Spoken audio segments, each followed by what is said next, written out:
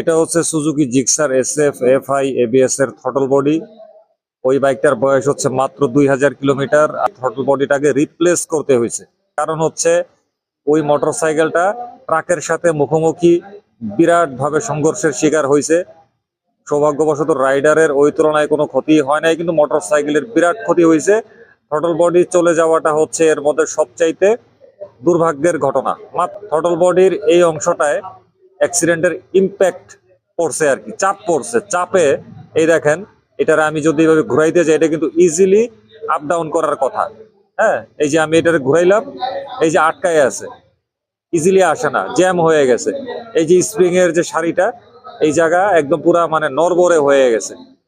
মোটা এই জায়গাটা আর কি তীব্র ক্ষতিগ্রস্ত হয়েছে। এইটারে আসলে রিপেয়ার করাটা মানে সূক্ষ্মভাবে রিপেয়ার করাটা আসলে সম্ভব না, যার দরুন এটারে রিপ্লেস করছে।